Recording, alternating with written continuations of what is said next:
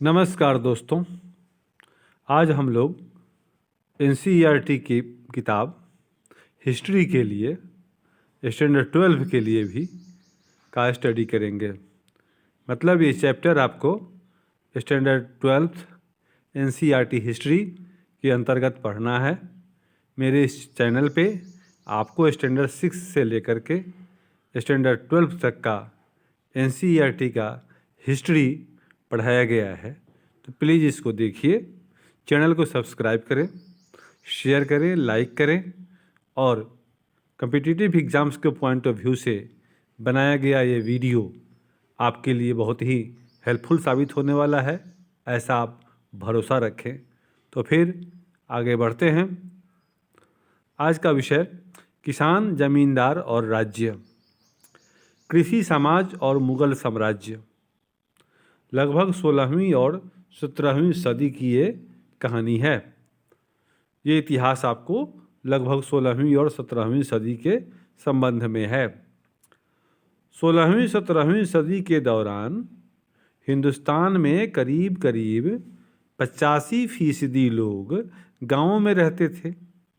छोटे खेतिहर और भूमिहर संभ्रांत दोनों ही कृषि उत्पादन से जुड़े थे और दोनों ही फसल के हिस्सों के दावेदार थे।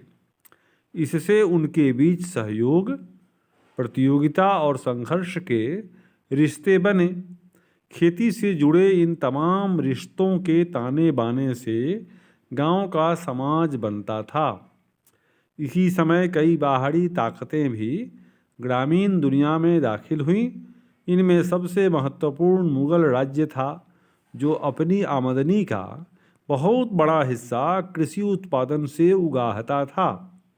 राज्य के नुमाइंदे राजस्व निर्धारित करने वाले, राजस्व वसूली करने वाले, हिसाब रखने वाले ग्रामीण समाज पर काबू रखने की कोशिश करते थे। वे तसल्ली करना चाहते थे कि खेतों की जुताई हो और राज्य को उपज से अपने हिस्से का कर समय पर मिल जाए। चूँकि कई फसलें बिक्री के लिए उगाई जाती थीं, इसलिए व्यापार, मुद्रा और बाजार भी गाँव में घुस आए और इससे खेती वाले इलाके शहर से जुड़ गए।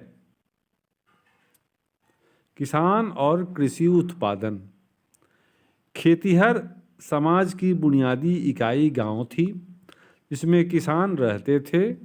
किसान साल भर अलग अलग मौसम में वो तमाम काम करते थे जिससे फसल की पैदावार होती थी, जैसे कि ज़मीन की जुताई, बीज बोना और फसल पकने पर उसकी कटाई। इसके अलावा वे उन वस्तुओं के उत्पादन में भी शरीक होते थे जो कि कृषि आधारित थीं, जैसे कि शक्कर, तेल इत्यादि। लेकिन सिर्फ मैदानी इलाकों में बसे किसानों की खेती ही ग्रामीण भारत की खासियत नहीं थी। कई ऐसे क्षेत्र भी थे, जैसे कि सूखी जमीन के विशाल हिस्सों से पहाड़ियों वाले इलाके, जहां उस तरह की खेती नहीं हो सकती थी जैसी कि ज़्यादा उपजाऊ ज़मीनों पर। इसके अलावा भूखंड का एक बहुत बड़ा हिस्सा जंगलों से घिरा था। जब हम कृषि समाज की बात करते हैं, तब हमें इन भौगोलिक विविधताओं का ख्याल रखना चाहिए। स्रोतों की तलाश, सोर्सेज। चूँकि किसान अपने बारे में खुद नहीं लिखा करते थे, इसलिए ग्रामीण समाज की क्रियाकलापों की जानकारी हमें उन लोगों से नहीं मिलती थी जो खेतों में काम करते थे। नतीजतन 16वीं और 17वीं सदियों के कृषि इतिहास को समझने के लिए हमारे मुख्य स्रोत वे ऐतिहासिक ग्रंथ व दस्तावेज हैं जो मुगल दरबार की निगरानी में लिखे गए थे। सबसे महत्वपूर्ण ऐतिहासिक ग्रंथों में एक था आइन ए अकबरी, संक्षेप में आइन, जिसे अकबर के दरबारी इतिहासकार अबुल फजल ने लिखा था। खेतों की नियमित जुताई की तसल्ली करने के लिए राज्य के नुमाइंदों द्वारा करों की उगाही के लिए और राज्य व ग्रामीण सत्तापोषों यानी कि जमींदारों के बीच के रिश्तों के नियमन के लिए जो इंतजाम राज्य ने किए थे उनका लेखा जोखा इस ग्रंथ में बड़ी सावधानी से पेश किया गया है। आइन का मुख्य उद्देश्य अकबर के साम्राज्य का एक ऐसा खाका पेश करना था जहां एक मजबूत सत्ताधारी वर्ग सामाजिक मेल जोल बनाकर रखता था। आइन के लेखक के मुताबिक मुगल राज्य के खिलाफ कोई बगावत या किसी भी किस्म की स्वायत्त सत्ता की दावेदारी का असफल होना पहले ही तय था। दूसरे शब्दों में किसानों के बारे में जो कुछ हमें आइन से पता चलता है वह सत्ता के ऊंचे गलियारों का नज़रिया है। खुशकिस्मती से आइन की जानकारी के साथ साथ हम उन स्रोतों का भी इस्तेमाल कर सकते हैं जो मुगलों की राजधानी से दूर के इलाकों में लिखे गए थे। इनमें 17वीं व 18वीं सदियों के गुजरात, महाराष्ट्र व राजस्थान से मिलने वाले वे दस्तावेज शामिल हैं जो सरकार की आमदनी की विस्तृत जानकारी देते हैं।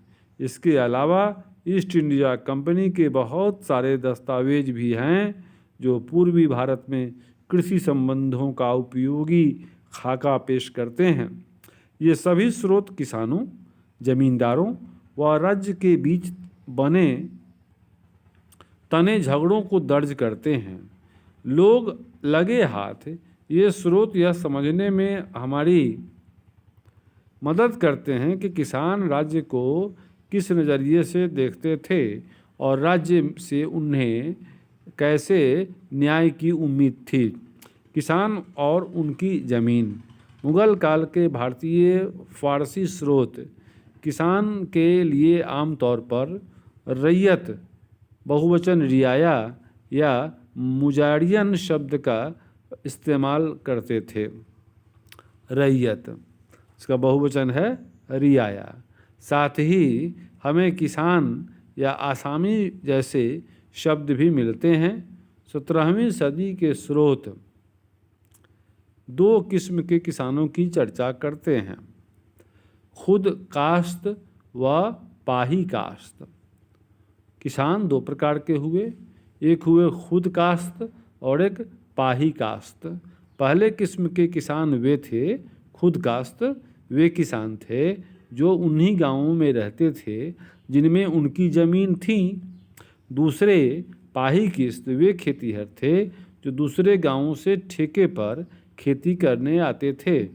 लोग अपनी मर्जी से भी पाही काश्त बनते थे। मसलन अगर करों की शर्त किसी दूसरे गांव में बेहतर मिले और मजबूरन भी, मसलन अकाल व भूखमरी के बाद आर्थिक परेशानी से। उत्तर भारत के एक औसत किसान के पास शायद ही कभी एक जोड़ी बैल और 2 हल से ज़्यादा कुछ होता था, ज़्यादातर के पास इससे भी कम। गुजरात में जिन किसानों के पास 6 एकड़ के करीब ज़मीन थी वे समृद्ध माने जाते थे। दूसरी तरफ बंगाल में एक औसत किसान की ज़मीन की ऊपरी सीमा 5 एकड़ थी। 10 एकड़ ज़मीन वाले आसामी को अमीर समझा जाता था। खेती व्यक्तिगत मिल्कियत के सिद्धांत पर आधारित थी। किसानों की ज़मीन उसी तरह खरीदी और बेची जाती थी जैसे दूसरे संपत्ति मालिकों की। 19वीं सदी के दिल्ली आगरा इलाके में किसानों की मिल्कियत का यह विवरण 17वीं सदी पर भी उतना ही लागू होता है। हल जोतने वाले खेतिहर किसान हर ज़मीन की हदों पर मिट्टी, ईंट और कांटों से पहचान के लिए निशान लगाते हैं और ज़मीन के ऐसे हजारों टुकड़े किसी भी गांव में देखे जा सकते हैं। सिंचाई और तकनीक। ज़मीन की बहुतायत, मजदूरों की मौजूदगी और किसानों की गतिशीलता की वजह से कृषि का लगातार विस्तार हुआ। चूँकि खेती का प्राथमिक उद्देश्य लोगों का पेट भरना था, इसलिए रोज़मर्रा के खाने की ज़रूरतें जैसे चावल, गेहूँ, ज्वार इत्यादि फसलें सबसे ज़्यादा उगाई जाती थीं। जिन इलाकों में प्रतिवर्ष 40 इंच या उससे ज़्यादा बारिश होती थी, वहाँ कमोबेश चावल की खेती होती थी। कम और कमतर बारिश वाले इलाकों में क्रमशः गेहूं व ज्वार बाजरे की खेती ज़्यादा प्रचलित थी। मानसून भारतीय कृषि की रीढ़ था, जैसा कि आज भी है, लेकिन कुछ ऐसी फसलें भी थीं जिनके लिए अतिरिक्त पानी की ज़रूरत थी। इसके लिए सिंचाई के कृत्रिम उपाय बनाने पड़े।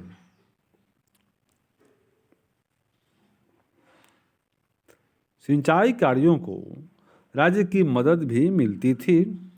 मसलन उत्तर भारत में राज्य ने कई नई नहरें व नाले खुदवाए और कई पुरानी नहरों की मरम्मत करवाई।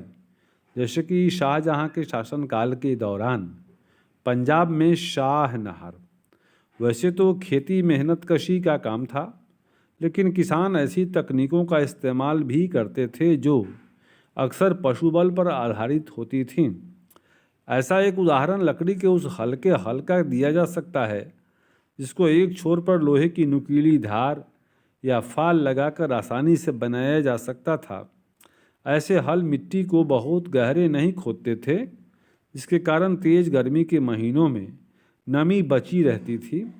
बैलों के जोड़े के सहारे खींचे जाने वाले बड़मे का इस्तेमाल बीज बोने के लिए किया जाता था, लेकिन बीजों को हाथ से छिड़क कर बोने का रिवाज ज़्यादा प्रचलित था।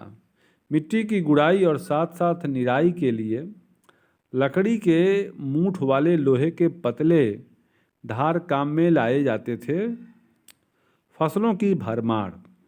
मौसम के दो मुख्य चक्रों के दौरान खेती की जाती थी, एक खरीफ और दूसरी रबी। यानी सूखे इलाकों और बंजर ज़मीन को छोड़ दें तो ज़्यादातर जगहों पर साल में कम से कम 2 फसलें होती थीं। जहां बारिश या सिंचाई के अन्य साधन हर वक्त मौजूद थे, वहां तो साल में 3 फसलें भी उगाई जाती थीं। इस वजह से पैदावार में भारी विविधता पाई जाती थी। उदाहरण के तौर पर आइन हमें बताती है कि दोनों मौसम मिलाकर मुगल प्रांत आगरा में 39 किस्म की फसलें उगाई जाती थीं, जबकि दिल्ली प्रांत में 43 फसलों की पैदावार होती थी। बंगाल में सिर्फ चावल की 50 किस्में पैदा होती थीं। हालांकि दैनिक आहार की खेती पर ज़्यादा जोर दिया जाता था, मगर इसका मतलब यह नहीं था कि मध्यकालीन भारत में खेती सिर्फ गुजारा करने के लिए की जाती थी। स्रोतों में हमें अक्सर जिन्स ए कामिल, सर्वोत्तम फसलें जैसे लफ्ज़ मिलते हैं। मुगल राज्य भी किसानों को ऐसी फसलों की खेती करने के लिए बढ़ावा देता था, क्योंकि इनसे राज्य को ज़्यादा कर मिलता था। कपास और गन्ने जैसी फसलें बेहतरीन जिन्स ए कामिल थीं। मध्य भारत और दक्कनी पठार में फैले हुए ज़मीन के बड़े बड़े टुकड़ों पर कपास उगाई जाती थी, जबकि बंगाल अपनी चीनी के लिए मशहूर था। तिलहन जैसे सरसों और दलहन भी नकदी फसलों में आती थीं। इससे पता चलता है कि एक औसत किसान की ज़मीन पर किस तरह पेट भरने के लिए होने वाले उत्पादन और व्यापार के लिए किए जाने वाले उत्पादन एक दूसरे से जुड़े हुए थे। 17वीं सदी में दुनिया के अलग अलग हिस्सों से कई नई फसलें भारतीय उपमहाद्वीप पहुंची। टमाटर, आलू और मिर्च जैसी सब्जियां नई दुनिया में लाई गईं। इसी तरह अनानास और पपीता जैसे फल वहीं से आए। ठीक है। ग्रामीण समुदाय। ऊपर लिखी बातों से जाहिर है कि कृषि उत्पादन में किसानों की पुरजोर भागीदारी और पहल होती थी। इससे मुगल समाज के कृषि संबंधों पर क्या असर पड़ता था, यह पता करने के लिए आइए हम समाज के उन समूहों पर एक नज़र डालें जो खेती के विस्तार में शरीक होते थे। साथ ही हम उनके बीच के रिश्तों और झगड़ों पर भी गौर करेंगे। हम पहले देख चुके हैं कि किसान की अपनी ज़मीन पर व्यक्तिगत मिल्कियत होती थी। साथ ही जहाँ तक उनके सामाजिक अस्तित्व का सवाल है, कई मायनों में वे एक सामूहिक ग्रामीण समुदाय का हिस्सा थे। इस समुदाय के 3 घटक थे: खेतिहर किसान, पंचायत और गांव का मुखिया, मुकद्दम या मंडल। जाति और ग्रामीण माहौल। जाति और अन्य जाति जैसे भेदभावों की वजह से खेतिहर किसान कई तरह के समूहों में बंटे थे। खेतों की जुताई करने वालों में एक बड़ी तादाद ऐसे लोगों की थी जो नीच समझे जाने वाले कामों में लगे थे या फिर खेतों में मजदूरी करते थे। हालांकि खेती लायक ज़मीन की कमी नहीं थी, फिर भी कुछ जाति के लोगों को सिर्फ नीच समझे जाने वाले काम ही दिए जाते थे। इस तरह वे गरीब रहने के लिए मजबूर थे। जनगणना तो उस वक्त नहीं होती थी, पर जो थोड़े बहुत आंकड़े हैं और तथ्य हमारे पास हैं, उनसे पता चलता है कि गांव की आबादी का बहुत बड़ा हिस्सा ऐसे ही समूहों का था। इनके पास संसाधन सबसे कम थे और ये जाति व्यवस्था की पाबंदियों से बंधे थे। इनकी हालत कमोबेश वैसी ही थी जैसी कि आधुनिक भारत में दलितों की। दूसरे संप्रदायों में भी ऐसे भेदभाव फैलने लगे थे। मुसलमान समुदायों में हलाल खुरान जैसे नीच कामों से जुड़े समूह की हदों के बाहर ही रह सकते थे। इसी तरह बिहार में मल्लाहजादाओं की तुलना दासों से की जा सकती थी। समाज के निचले तबकों में जाति, गरीबी और सामाजिक हैसियत के बीच सीधा रिश्ता था। ऐसा बीच के समूहों में नहीं था। 17वीं सदी में मारवाड़ में लिखी गई एक किताब राजपूतों की चर्चा किसानों के रूप में करती है। इस किताब के मुताबिक जाट भी किसान थे, लेकिन जाति व्यवस्था में उनकी जगह राजपूतों के मुकाबले नीची थी।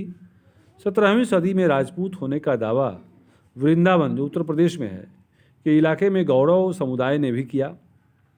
बावजूद इसके कि वे ज़मीन की जुताई के काम में लगे थे, पशुपालन और बागवानी भी बढ़ते मुनाफे की वजह से अहीर और गुज्जर और माली जैसी जातियाँ सामाजिक सीढ़ी में ऊपर उठीं। पूर्वी इलाकों में पशुपालक और मछुआरी जातियाँ जैसे सदगोप व कैवर्त भी किसानों की सी सामाजिक स्थिति पाने लगीं। पंचायतें और मुखिया। गांव की पंचायत में बुजुर्गों का जमावड़ा होता था। आमतौर पर वे गांव के महत्वपूर्ण लोग हुआ करते थे, जिनके पास अपनी संपत्ति के पुश्तैनी अधिकार होते थे। जिन गांवों में कई जातियों के लोग रहते थे, वहां अक्सर पंचायत में भी विविधता पाई जाती थी। यह एक ऐसा अल्पतंत्र था जिसमें गांव के अलग अलग संप्रदायों और जातियों की नुमाइंदगी होती थी। फिर भी इसकी संभावना कम ही है कि छोटे मोटे और नीच काम करने वाले खेतिहर मजदूरों के लिए इसमें कोई जगह होती होगी। पंचायत का फैसला गांव में सबको मानना पड़ता था। पंचायत का सरदार एक मुखिया होता था, जिसे मुकद्दम या मंडल कहते थे। कुछ स्रोतों से ऐसा लगता है कि मुखिया का चुनाव गांव के बुजुर्गों की आम सहमति से होता था और इस चुनाव के बाद उन्हें इसकी मंजूरी ज़मींदार से लेनी पड़ती थी। मुखिया अपने ओहदे पर तभी तक बना रहता था जब तक गांव के बुजुर्गों को उस पर भरोसा था। ऐसा नहीं होने पर बुजुर्ग उसे बर्खास्त कर सकते थे। गांव की आमदनी और खर्च का हिसाब किताब अपनी निगरानी में बनवाना मुखिया का मुख्य काम था और इसमें पंचायत का पटवारी उसकी मदद करता था। पंचायत का खर्चा गांव के उस आम खजाने से चलता था जिसमें हर व्यक्ति अपना योगदान देता था। इस खजाने से उन पर अधिकारियों की खातिरदारी का खर्चा भी किया जाता था, जो समय समय पर गांव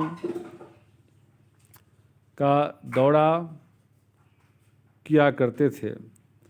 दूसरी ओर गांव का इस्तेमाल बाढ़ जैसी प्राकृतिक विपदाओं से निपटने के लिए भी होता था और ऐसे सामुदायिक कार्यों के लिए जो किसान खुद नहीं कर सकते थे, जैसे कि मिट्टी के छोटे मोटे बांध बनाना या नहर खोदना।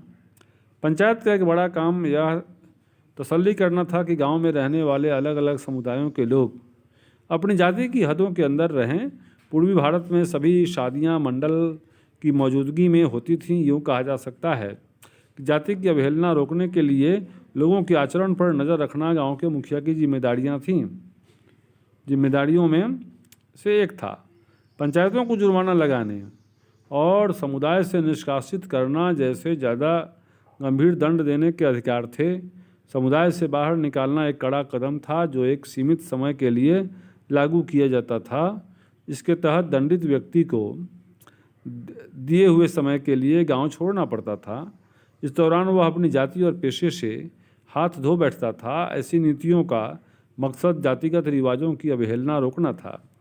ग्राम पंचायत के अलावा गांव में हर जाति की अपनी पंचायत होती थी।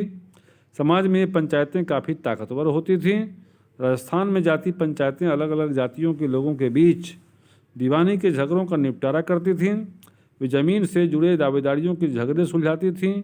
यह तय करती थीं कि शादियां जातिगत मानदंडों के मुताबिक हो रही हैं या नहीं, और यह भी कि गांव के आयोजन में किसको किसके ऊपर तरजीह दी जाएगी, कर्मकांडीय वर्चस्व किस क्रम में होगा। फौजदारी न्याय को छोड़ दें तो ज़्यादातर मामलों में राज्य जाति पंचायत के फैसलों को मानता था। पश्चिम भारत, खासकर राजस्थान और महाराष्ट्र जैसे प्रांतों के संकलित दस्तावेजों में ऐसी कई अर्जियां हैं जिनमें पंचायत से ऊंची जातियों या अन्य राज्य के अधिकारियों के खिलाफ जबरन कर उगाही या बिगाड़ वसूली की शिकायत की गई है। आमतौर पर यह अर्जियां ग्रामीण समुदाय के सबसे निचले तबके के लोग लगाते थे। अक्सर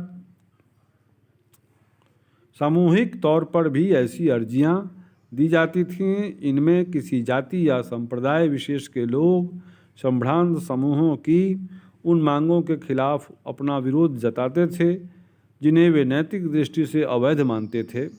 उनमें एक थी बहुत ज़्यादा कर की मांग, क्योंकि इससे किसानों का दैनिक गुजारा ही जोखिम में पड़ जाता था, खासकर सूखे या ऐसी दूसरी विपदाओं के दौरान। उनकी नज़रों में जिंदा रहने के लिए न्यूनतम बुनियादी साधन उनका परंपरागत रिवाजी हक था। वे समझते थे कि ग्राम पंचायत को इसकी सुनवाई करनी चाहिए और यह सुनिश्चित करना चाहिए कि राज्य अपना नैतिक फर्ज अदा करे और न्याय करे। निचली जाति के किसानों और राज्य के अधिकारियों या स्थानीय जमींदारों के बीच झगड़ों में पंचायत के फैसले अलग अलग मामलों में अलग अलग हो सकते थे। अत्यधिक कर की मांगों के मामले में पंचायत अक्सर समझौते को सुझाव देती थी। जहां समझौते नहीं हो पाते थे वहां किसान विरोध से ज़्यादा उग्र रास्ते अपनाते थे, जैसे कि गांव छोड़कर भाग जाना। जुतने लायक खाली ज़मीन अपेक्षाकृत आसानी से उपलब्ध थी, जबकि श्रम को लेकर प्रतियोगिता थी।